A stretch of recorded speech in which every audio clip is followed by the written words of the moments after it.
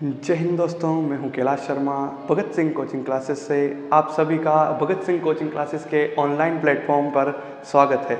आज हम पढ़ने जाएंगे अर्धसूत्री विभाजन। जैसा कि आपको ध्यान होगा, पिछली क्लास में अपन पढ़ चुके हैं समसूत्री विभाजन से रिलेटेड सब कुछ डिटेल्स। पिछली वीडियो में अपन ने समसूत्री विभाजन से रिलेटेड सारी डिटेल्स पढ़ ली थी। इसमें अपन पढ़ेंगे अर्धसूत्री विभाजन से रिलेटेड डिटेल्स। तो अर्धसूत्री विभाजन जो होता है वो 3 अवस्थाओं में होता है। कितनी अवस्थाओं में होता है? 3 में। पहला है इंटरफेस, दूसरा है अर्धसूत्री विभाजन फर्स्ट, अर्धसूत्री विभाजन फर्स्ट, और दूसरा होता है अर्धसूत्री विभाजन सेकंड। इस वीडियो के अंदर ये जो पार्ट 2 है उसके अंदर अपन इंटरफेस और अर्धसूत्री विभाजन फर्स्ट तक का पढ़ेंगे, और उसके बाद में अगले भाग में अपन क्या पढ़ेंगे? अर्धसूत्री विभाजन सेकंड। बड़ी डिटेल से पढ़ेंगे। देखो, इसमें जो आ रहा है इंटरफेस, इसको हिंदी में अपन कहते हैं अंतरावस्था। क्या कहते हैं? अंतरावस्था। जैसा कि मैंने पिछली वीडियो में बताया था, समसूत्री में बताया था कि समसूत्री विभाजन कितने भागों में होता है? 2, इंटरफेज और एम अवस्था। वैसे ही ये जो इंटरफेज है, इस वाले अर्धसूत्री विभाजन की जो इंटरफेज है, उसमें भी जो काम समसूत्री विभाजन में हो रहे थे उसी प्रकार से काम होगा। उसमें मैंने क्या बताया था कि हर एक तत्व जो उसके कोशिकांग होंगे, जितने भी कोशिका द्रव गुणसूत्र जितने भी भाग थे, उसमें भी वो क्या हो रहे थे? द्विगुणित हो रहे थे। उसी प्रकार इसमें भी क्या होंगे? जो कोशिकांग हैं वो क्या होंगे? कोशिकांग जो है वो द्विगुणित होंगे। क्या होंगे? द्विगुणित होंगे। द्विगुणित मतलब डबल होंगे। जैसे जो 46 गुणसूत्र होते हैं मानव में, वो कितने हो जाएंगे? 92। जितने भी अंग बाकी के हैं, जैसे माइटोकॉन्ड्रिया, राइबोसोम, अंतर्द्रवी जालिका, कोशिका द्रव का जो द्रव जैसा संरचना होती है, वो सारे क्या हो जाएंगे? अपनी संख्या को क्या कर लेंगे? द्विगुणित कर लेंगे, डबल कर लेंगे। तो इंटरफेज हमेशा उसी की तरह रहेगी जैसे समसूत्री में थी, जहां पे जैसे वहां पे 95% टाइम ले रहा था, इसमें भी कितना टाइम लेगा? 95% टाइम। तो जितना भी कोशिका विभाजन हो रहा है उसका 95% टाइम कौन लेगा? इंटरफेज, अंतरावस्था। ठीक है। तो इंटरफेज में अपने पास जो 95% टाइम में क्या हो गए? अपनी संख्याओं को, कोशिकांगों को, और जितना भी पदार्थ था उसको कोशिका ने क्या कर लिया? डबल कर लिया। उसके बाद स्टार्ट होता है अर्धसूत्री विभाजन फर्स्ट। तो इसको पढ़ते हैं अपन। अब पढ़ेंगे अपन अर्धसूत्री विभाजन फर्स्ट। अब ये जो अर्धसूत्री विभाजन फर्स्ट है, जैसे समसूत्री विभाजन भी कितने भागों में हुआ था? 5 भागों में। एक दो मेनली 2 थे, कैरियोकाइनेसिस और साइटोकाइनेसिस। वैसे ही ये भी कितने भागों में होगा? 5 भागों में। उसमें क्या था? प्रोफेज, मेटाफेज, एनाफेज, टीलोफेज, और एक क्या था लास्ट में? साइटोकाइनेसिस। साइटोकाइनेसिस। ठीक है। अब चूंकि ये अर्धसूत्री विभाजन फर्स्ट है, तो इन सब के आगे भी क्या लग जाएगा? फर्स्ट में। Prophase first, metaphase first, anaphase first, telophase first, और साइटोकाइनेसिस फर्स्ट। उसमें भी मैंने बताया था कि साइटोकाइनेसिस और कैरियोकाइनेसिस होता है। तो बाकी के 4 भाग क्या कहलाते हैं? कैरियोकाइनेसिस। कैरियोकाइनेसिस। फिर से रिवीजन आ रहा है, बार बार एक ही नाम आ रहा है। कैरियोकाइनेसिस क्या है? तो कैरियो का मतलब होता है न्यूक्लियस, केंद्रक, और काइनेसिस का मतलब होता है विभाजन। मतलब जब केंद्रक का विभाजन होगा तो उसे अपन क्या बोलेंगे? कैरियोकाइनेसिस। उसी प्रकार साइटो का मतलब होता है कोशिका द्रव, और काइनेसिस का मतलब विभाजन। तो साइटोकाइनेसिस का मतलब क्या हो जाएगा? कोशिका द्रव्य का विभाजन। तो इतने प्रकार की होगा। कितने प्रकार है? 5। Prophase first, metaphase first, anaphase first, telophase first, और साइटोकाइनेसिस। ठीक है। अब इनको डिटेल से पढ़ेंगे। तो मैं एक चीज और बता देता हूं, जैसे उसमें तो प्रोफेज में सिर्फ एक स्टेज ही थी, प्रोफेज मात्र था, उसी में सब कुछ हो रहा था। लेकिन इसके अंदर क्या होता है?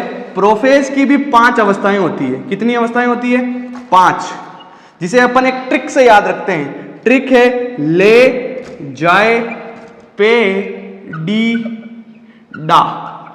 ट्रिक है ये इसको स्टेज को याद करने की, ले जाए पे डी डा, ले जाए पे डी डा, ले जाए पे डी डा।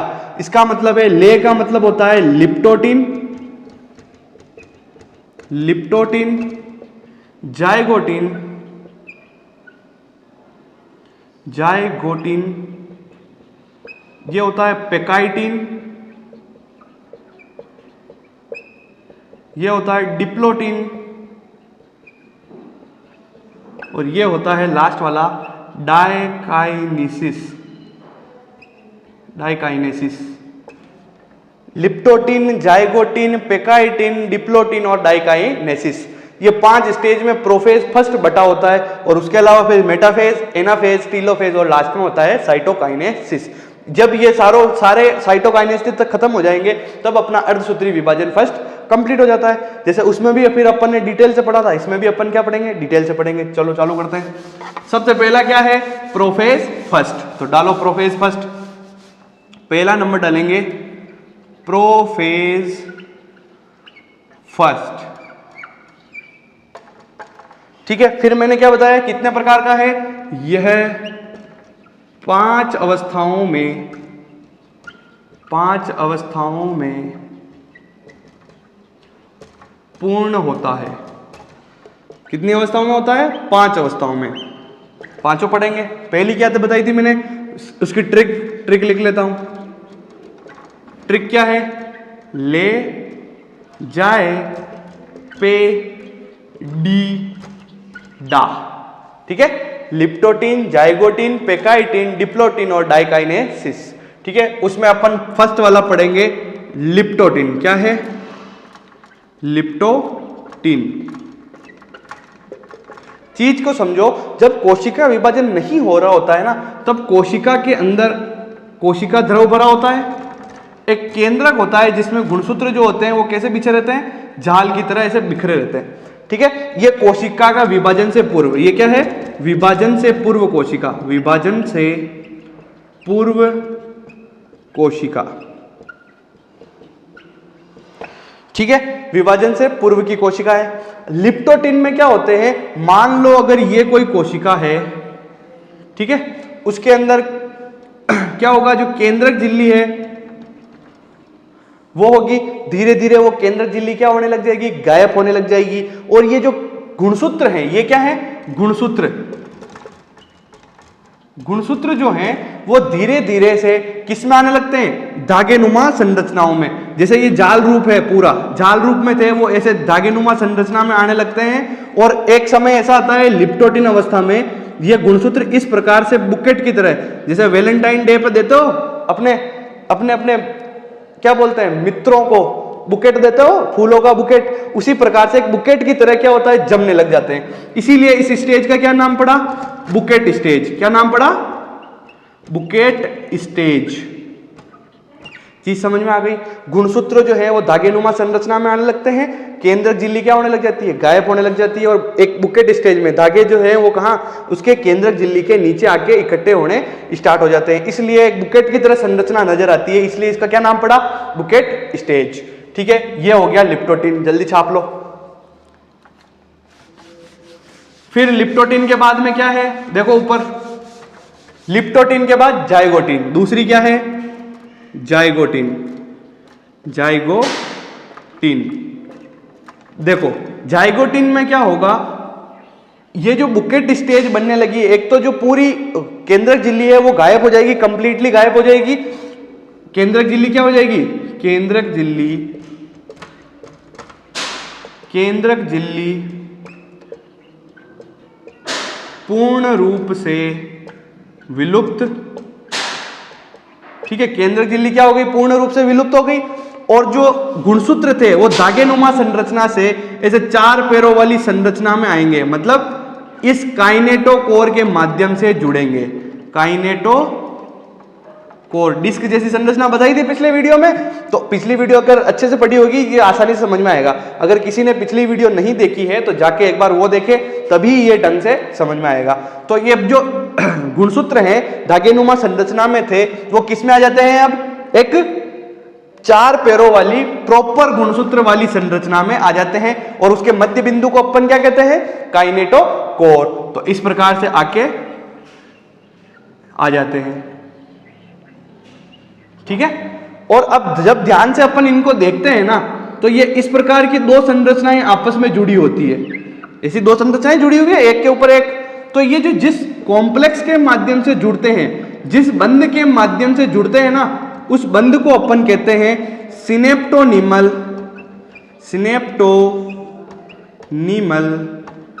कॉम्प्लेक्स। क्या बोलते हैं, सिनेप्टोनीमल कॉम्प्लेक्स। इस जो जिससे गुणसूत्र 2 टांगों वाले 4 टांगों में जुड़ते हैं ना, इस प्रकार से, पहले 2 टांगों वाले थे, इससे जुड़ेंगे 4 टांगों वाले होंगे, तो जिस बंध से जुड़ते हैं उस बंध को अपन कहते हैं सिनेप्टोनीमल कॉम्प्लेक्स। और ये जो भगिनी, इनको क्या बोलते हैं, 2 एक जैसे हैं, इनको अपन बोलते हैं सिस्टर क्रोमेटिन। क्या बोलते हैं, सिस्टर क्रोमेटिन, सिस्टर क्रोमेटिन बोलते हैं, ठीक है। और इनको युगली भी बोलते हैं। क्या बोलते हैं, युगली। इन दोनों को आपस में युगली भी बोलते हैं। तो इस प्रकार से जम गए। मान लो इन दोनों में विभेद करने के लिए मैं क्या कर देता हूं, अलग अलग कलर कर देता हूं, कि ताकि अपन को पता रहे कि दोनों अलग अलग है।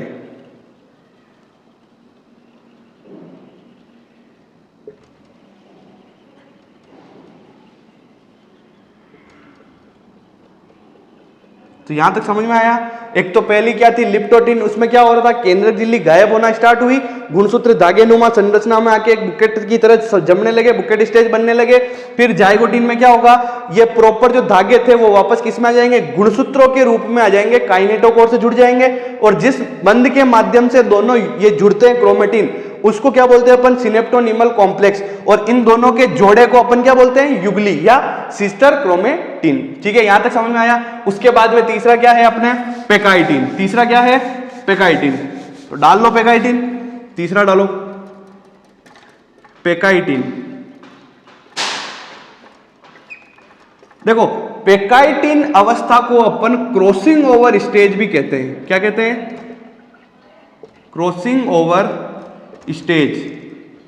क्यों कहते हैं, देखो मान लो अपन को सबको पता है कि अपने को अपने गुण कहां से मिले, मम्मी पापा से।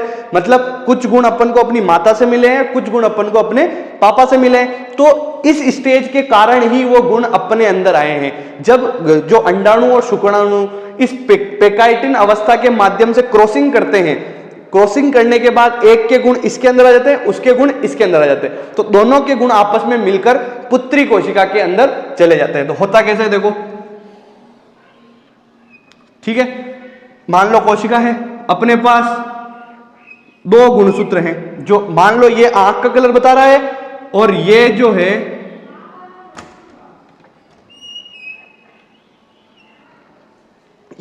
इसको मैं अलग कलर से बता देता हूं।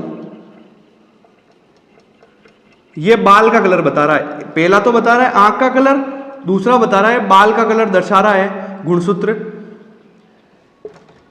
तो ये इनकी एक एक टांग आपस में कनेक्ट हो जाती है, जुड़ जाती है। इस स्टेज में पेकाइटिन अवस्था में क्या होंगे, गुणसूत्र जो हैं उनकी एक एक टांग आपस में क्या हो जाती है, जुड़ती है। देखो ध्यान से देखो, जुड़ रही है। तो 2 गुणसूत्रों की टांग आपस में क्या हो रही है, जुड़ रही है। इस पॉइंट को जहां ये जुड़ते हैं उसे अपन बोलते हैं काइज्मा, इंग्लिश में अपन बोलते हैं चियाज्मा, और एक नाम और आता है काइजमेटा, काइजमेटा।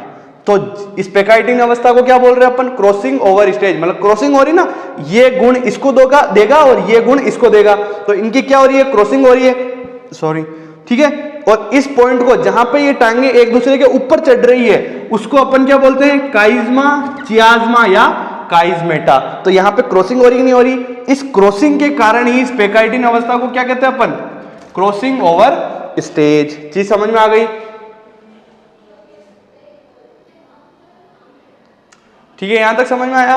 पेकाइटिन को क्या कहा अपन ने, क्रॉसिंग ओवर स्टेज। अब यहां पे ये दोनों आपस में अपने गुणसूत्रों को क्या कर रहे हैं, अपने गुणों को एक दूसरे के अंदर ट्रांसफर कर रहे हैं इस पॉइंट के माध्यम से। इसके गुण इसमें से चल के इसमें आएंगे, इसके गुण इसमें से चल के इधर जाएंगे। तो दोनों आपस में क्या कर रहे हैं, पेकाइटिन अवस्था में क्रॉसिंग कर रहे हैं अपने गुणों को एक दूसरे के अंदर डालने के लिए। पेकाइटिन अवस्था समझ में आई। इसके बाद में क्या है, डिप्लोटिन। डाल दो जल्दी से चौथी स्टेज। चौथी स्टेज होती है डिप्लोटिन। डिप्लोटिन इसमें क्या होता है, जो पेकाइटिन अवस्था के अंदर आपस में क्रॉसिंग कर रहे थे वो गुणसूत्र इस डिप्लोटिन अवस्था में वापस क्या होते हैं, दूर दूर होते हैं। तो कर दो दूर दूर, दूर दूर करेंगे। पर जब ये दूर दूर होते हैं तब इनमें से थोड़ा सा फर्क आ जाता है। इसमें फर्क क्या आता है, इनमें गुणों का क्या हो चुका होता है, आदान प्रदान। उसके गुण कुछ गुण इसके अंदर आ गए और उसके अंदर जब वो अलग हुआ तो कुछ गुण उसमें चले गए। इस प्रकार से देख लेना।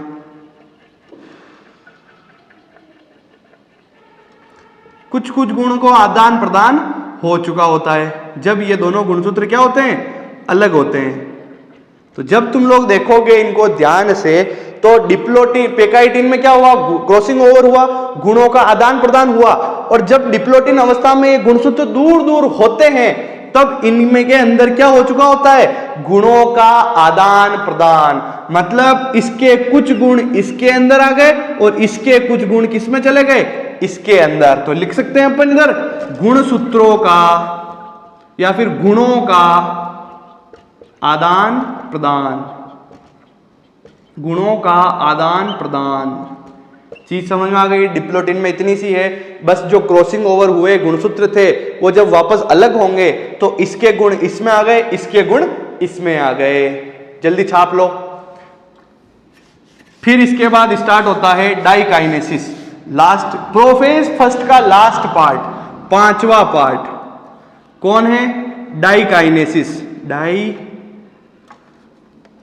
डाइकाइनेसिस देखो ध्यान से।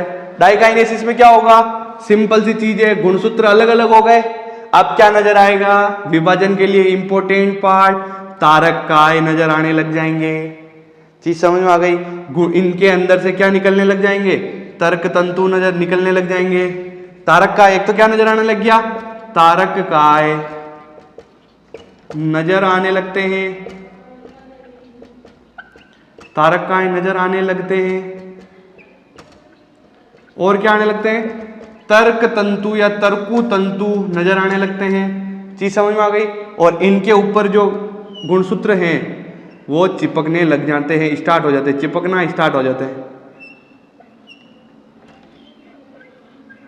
इस प्रकार से गुणसूत्र इस पे चिपकना स्टार्ट हो जाते हैं। ये किसमें होता है, डाइकाइनेसिस में। चीज समझ में आ गई यहां तक। फिर स्टार्ट होता है प्रोफेज के बाद कौन आता है, मेटाफेज। तो डाल लो मेटाफेज। प्रोफेज फर्स्ट समझ में आ गया। अब स्टार्ट होता है दूसरा नंबर। प्रोफेज की पांचों स्टेज समझ में आ गई, ले जाए पे डी डा। चीज समझ में आ गई। उसके बाद में स्टार्ट होता है मेटाफेज। मेटाफेज कौन सा, फर्स्ट वाला, क्योंकि क्या पढ़ रहे हैं अपन, अर्धसूत्री प्रथम। तो मेटाफेज फर्स्ट में क्या होगा, जो समसूत्री विभाजन में हुआ था वही होगा।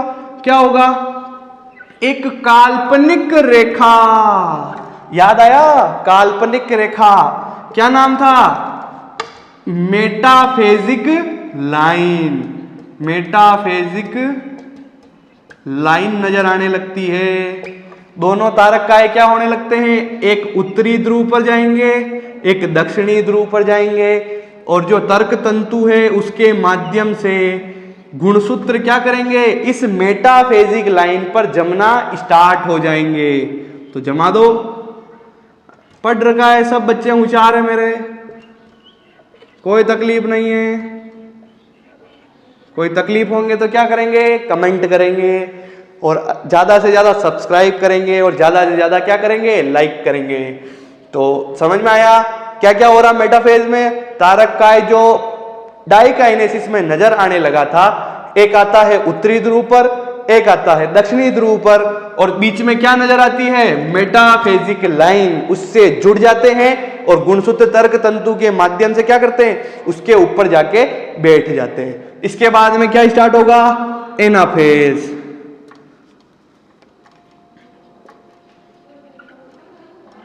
एनाफेज प्रथम। क्या होगा एनाफेज में? अब चीज देखना, चीज को समझना। ये मेटाफेजिक लाइन है, ये तारकाय है, कंफ्यूज मत होना, समझने वाला पॉइंट है, यहां पे ध्यान से देखना। अब समसूत्री विभाजन में जब अपन ने पढ़ा था तब क्या हो रहा था, गुणसूत्र जो है वो काइनेटोकोर, एनाफेज के अंदर काइनेटोकोर के यहां से टूट रहा था और दो टांगे ऊपर जा रही थी, दो टांगे नीचे आ रही थी। तो 46 में से 46 ऊपर 46 से नीचे बीच में से टूटेंगे। 46 जब टूटेंगे तो कितना हो जाएंगे, 46 ऊपर 46 नीचे। टूटने के बाद तो 46 ऊपर जा रहे थे, 46 नीचे आ रहे थे। लेकिन अर्धसूत्री प्रथम के अंदर एनाफेज में ये जो गुणसूत्र है वो काइनेटोकोर से नहीं टूटता है। क्या नहीं टूटता है? गुणसूत्र काइनेटोकोर से नहीं टूटता है। पूरा का पूरा जो एक गुणसूत्र है वो यूं का यूं ऊपर जाता है, एक नीचे आता है। मतलब आधे गुणसूत्र पूरे के पूरे क्या चले जाएंगे, ऊपर, और पूरे के पूरे आधे गुणसूत्र कहां आ जाएंगे, नीचे। कैसे? तो देखो इस प्रकार से,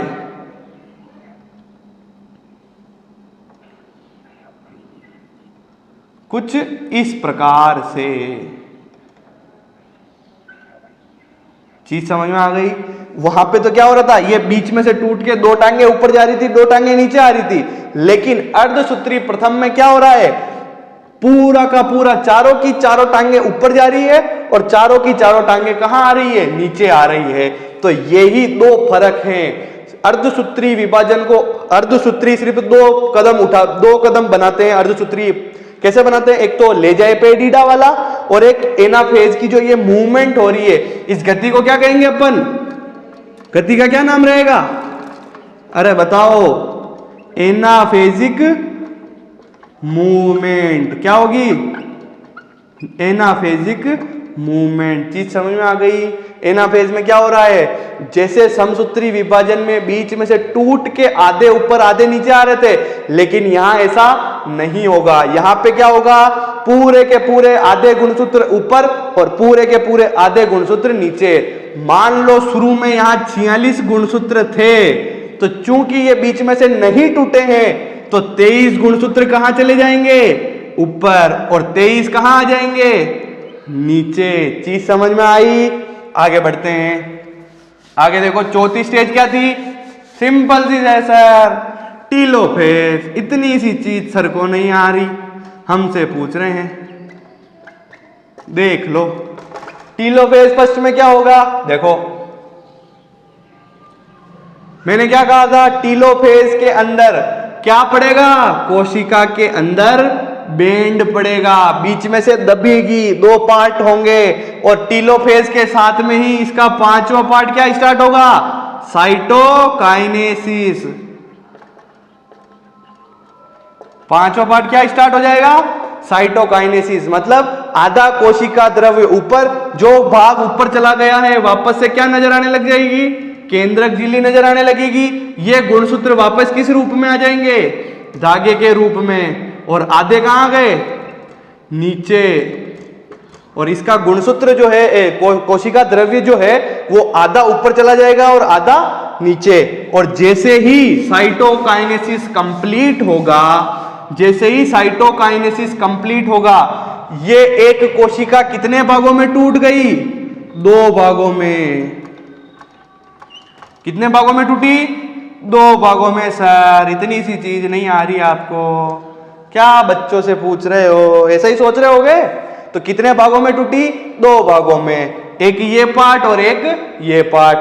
अब जो मैंने बताया, मान लो शुरू में 46 गुणसूत्र थे, तो क्योंकि एनाफेज के अंदर ये 46 गुणसूत्र जो ऐसे थे वो बीच में से टूटे नहीं, तो मैं कह रहा हूं आधे ऊपर गए, मतलब आधे कितने होंगे, 23 ऊपर गए और 23 नीचे आए। तो इनके अंदर कितनी रही गुणसूत्रों की संख्या, 23 रही कि नहीं रही, अरे बताओ रही कि नहीं रही। तो 23 ही हुई। तो पर मैंने तो एक बात बोली कि जब शुरू में इंटरफेज हुआ था तब जितने भी गुणसूत्र होते हैं अपनी संख्या को क्या कर देते हैं, 92 कर देते हैं। तो गड़बड़ हो गई, पुत्री कोशिकाओं में तो 23 ही आ रहे हैं, तो बाकी के 46 कहां गए? इसीलिए नया आया। अभी तो अपने क्या खत्म हुआ? अर्धसूत्री फर्स्ट खत्म हुआ है। इसके बाद में अर्धसूत्री सेकंड स्टार्ट होता है, जहां पे इन कोशिकाओं का वापस से विभाजन होता है। तो इनमें से दो में से दो, एक में से दो और निकलेगी, इसमें से दो संततियां और निकलेगी। अर्धसूत्री सेकंड जो है वो डिट्टो कैसा होता है? समसूत्री जैसा, जिसे अपन अगली क्लास में पढ़ेंगे। तो ये यहां तक आपको समझ में आया हो तो लाइक करें, सब्सक्राइब करें और भगत सिंह कोचिंग क्लासेस को जल्दी से जल्दी ज्वाइन करने का आग्रह है मेरा आपसे। धन्यवाद।